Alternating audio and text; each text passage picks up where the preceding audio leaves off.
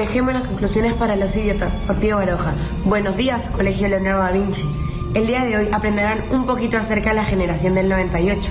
Entre los temas que tocaremos serán la contextualización, es decir, el estado de España en ese entonces, crisis tras crisis, el regeneracionismo, el modernismo, la generación del 98 en sí, los máximos representantes de esta y por último una pequeña conclusión, que por lo visto a Baroja no le gustaba. Camila, ¿te gustaría empezar a compartir las ideas más importantes sobre la crisis en España? Claro, Ariana. Una vez sabiendo los temas de la presentación, empezaré contextualizando la generación del 98. En esta época sucedieron distintos cambios. Algunos fueron para bien y otros hacían que su nivel social, el cual era bajo, se destaque más, y esto no era nada bueno. El fin de siglo en todo el continente europeo fue crisis tras crisis, lo cual fue desencadenado por la crisis moral, política y social que existía. Sin embargo, a pesar de querer mejorar, siempre estaban los dos lados de la moneda: la dictadura en las elecciones para escoger al monarca, pero hacerlo para poder mejorar como sociedad. En España, gracias a la derrota militar en la guerra hispano-estadounidense que sucedió en la crisis de fin de siglo, se convirtió en uno de los países más afectados. El atraso económico, la carencia de acceso a la enseñanza y la gran cantidad de analfabetas contribuyó a la idea de que España era miserable. Incluso esto se puede ver reflejado en los escritos de ensayistas, poetas, escritores españoles, etc. ¡Wow! Después de todas estas crisis había entendido que hubo un renacer de España. Exactamente, Fabiana. En el regeneracionismo existió un gobierno mandado por Alfonso XIII, que fue un monarca que llevó a cabo iniciativas que se centraron en políticas cuyo objetivo era lograr un mayor desarrollo económico, igualdad en el sistema educativo y la superación de los traumas nacionales a través de cambios, tratando de mejorar así el país, europeizándolo.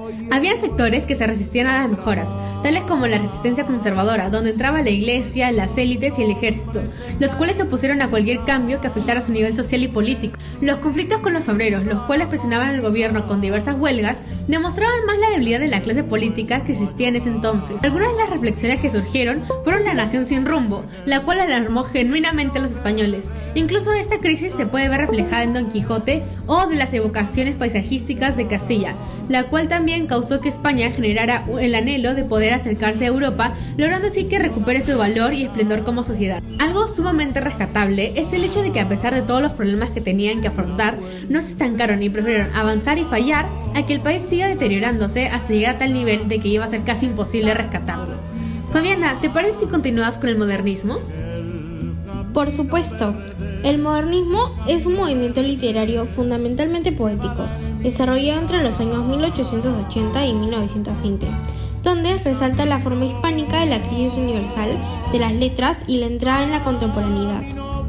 Este se caracterizó por ser un tanto narcisista y aristocratizante. El objetivo principal fue la creación de obras que sean ejemplos de belleza suprema frente a la fealdad del mundo existente. Su aporte más importante fue sin duda la profunda renovación del lenguaje, tanto así que los autores latinoamericanos por primera vez influían en las peninsulares y les marcaban la pauta, en la que se conoció como la Vuelta de las Carabelas. De esta forma, los poemas modernistas tenían a valorar los temas americanos e indígenas. Sin embargo, al mismo tiempo aceptaban una devoción por París y la cultura cosmopolita, igual como por la mujer y el amor idealizado. Empero, en los versos se podía notar la incomodidad característica del romanticismo. Los autores del modernismo se distinguían por su cosmopolitismo, es decir, el conocimiento profundo de la literatura de todos los países. Suelen admirar ciudades elegantes como París y suelen recrear pasiones que la moral imperante obligaba a ocultar en sus ojos. Los espacios que solían recurrir los modernistas con frecuencia eran exóticos, los cuales se ambientaban en el pasado, como en la Edad Media o antiguas civilizaciones, debido a que en estas épocas se solían encontrar princesas, palacios o seres mitológicos con más frecuencia. Fabi, ¿y sobre su estilo? Acerca de su estilo, le gustaba recurrir a ritmos marcados, un léxico elevado, versos de distintas medidas y gran riqueza de símbolos como el jardín, cisne, entre otros. Por último, los temas usados por este grupo de autores. Tiene dos categorías. La más conocida se enfoca en lo exótico, legendario y cosmopolita del modernismo. Sin embargo, esta solo es una parte de ella y no la más importante. La segunda categoría se enfoca en la intimidad del poeta, con su vitalismo y su sensualidad y a la vez con su melancolía y angustia. Una desazón romántica. Esta se basa en las afinidades entre románticos y modernistas. Se trataba de una nueva crisis espiritual donde las pasiones y lo irracional están muy presentes, al igual que el misterio y lo fantástico. El escapismo. El escapismo solía evadir de su mundo por los caminos del ensueño. Existe una evasión en el espacio conocida como exotismo, cuyo aspecto más notorio es el oriental. También hay una evasión en el tiempo hacia el pasado medieval y renacentista, que fueron fuentes de espléndidas evocaciones históricas. Se situaría mucho en el gusto por la mitología clásica. Estas preferencias aparecieron por los poemas dioses, ninfas, centauros y sátiros, vizcondes, entre muchos más. Cosmopolitismo. Esta temática es bastante similar a la anterior. Sería de un aspecto más de la necesidad de evasión al deseo de buscar lo diferente, o sea, lo aristocrático. El amor y el erotismo. Esta temática se centra más entre un amor delicado y un erotismo intenso. Debido a esto, se encuentran manifestaciones de la idealización del amor y de la mujer. Ese amor idealizado va acompañado de la melancolía, lo cual cultiva un nuevo tema que sería el amor imposible. Los temas americanos. A primera vista, los temas americanos podrán parecer estar en contradicción con el cosmopolitismo. Sin embargo, se podrá notar que se trata de una manifestación más allá de la evasión hacia el pasado y sus mitos. En etapas posteriores, los modernistas incrementaron el cultivo de los temas americanos, lo cual haría que su sentido sea distinto. En los principios del modernismo, se causó un desvío del español y tras el 98 hubo un acercamiento hacia los pueblos hispánicos. Ariana, existe otra manifestación literaria, ¿verdad? Gracias, Fabiana, por el pase. Enseguida haremos una tertulia en relación a la generación del 98.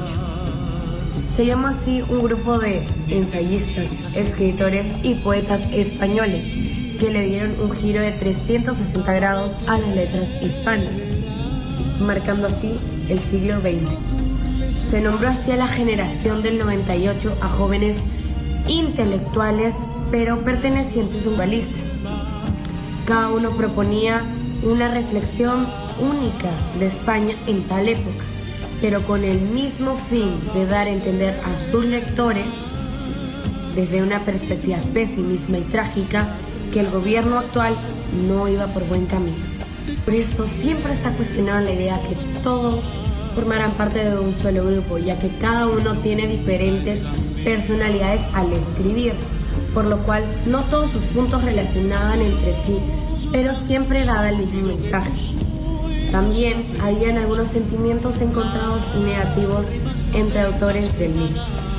Se creó este movimiento ya que al no gustarle su propia realidad, que eran crisis, problemas económicos, agotamiento político, retrasos educacionales, hicieron su propia verdad a través de novelas, poemas, ensayos, entre otros. La generación del 98 se creó al mismo tiempo que el modernismo, por ende comparten algunas ideologías. Entre ellas está el rechazo a la sociedad del momento y la cavilación en qué estado se encuentra España, es decir, insatisfacción a la realidad. Como mencioné anteriormente, el tema principal fue la reflexión hacia este país en tal época. Ellos advirtieron una regeneración cultural y social. También la vida y la muerte era otro asunto que se discutía en sus obras. Normalmente te dejan con una sensación de pesimismo, melancolía, ya que puedes meditar acerca de la brevedad de la vida y el final de esta, entre más pensamientos. El tema de la religión, especialmente Machado y Unamuno, tocaban la relación entre Dios, el hombre, la inmortalidad. En cambio, autores como Baroja o Azorín no tenían relevancia en sus textos. Además, el descubrimiento del paisaje castellano, Unamuno y Machado mostraban su interés por el campo y sus pobladores. Cabe recalcar que ninguno de los dos nació en Castilla, empero era de uno de los núcleos más importantes en sus textos. Ahora comentaré sobre su estilo. Este era bastante sobrio, relativamente sencillo, lo que significa que para esa época sería entendido por más que solo los intelectuales. Sin embargo, tenías que tener un cierto conocimiento para comprenderlo al 100%. Innovaciones de sus géneros literarios, puesto que los ensayos incluyeron reflexiones filosóficas como personales, realizaron alguna innovación.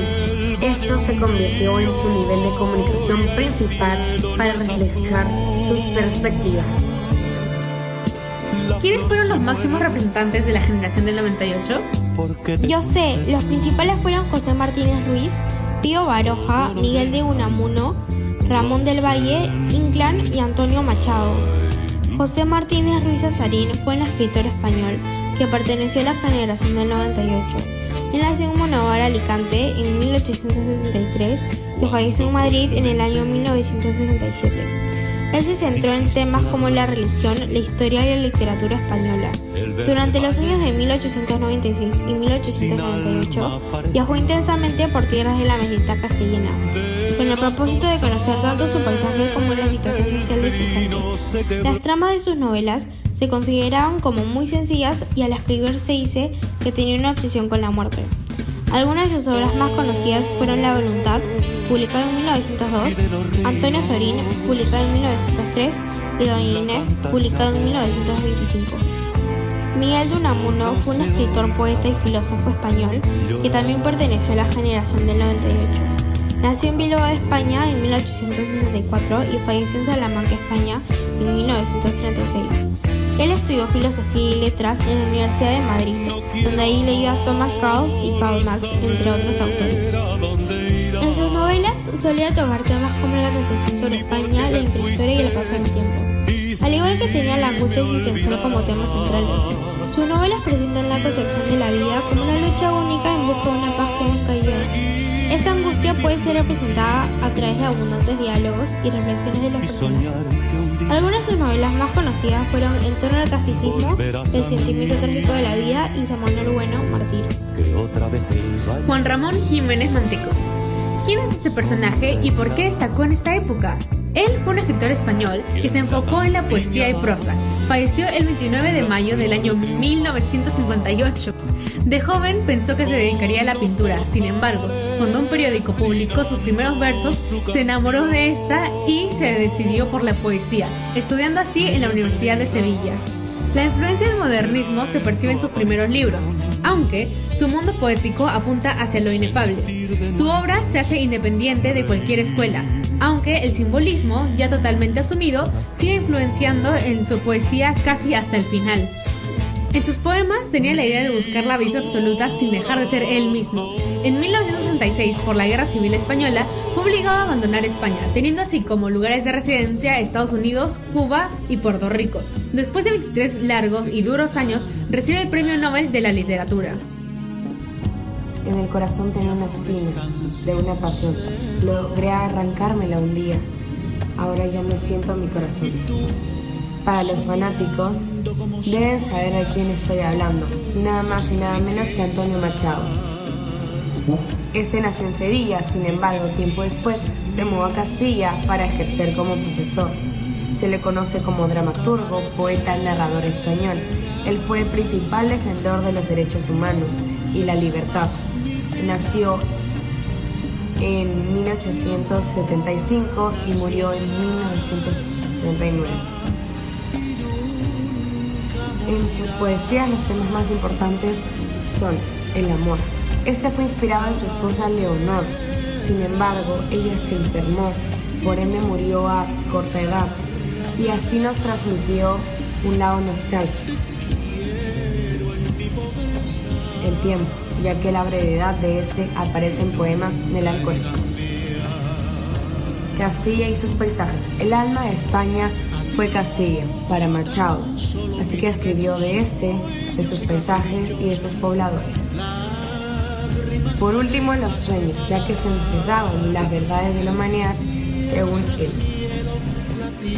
Su estilo es caracterizado por ser directo y sobrio, sin quitarle la profundidad a sus textos. Además, la categoría gramatical que más se usó eran los adjetivos para poder explayarse y dar detalles de este. Sus obras más importantes fueron Soledad, Galería y otros poemas y Campos de Castilla.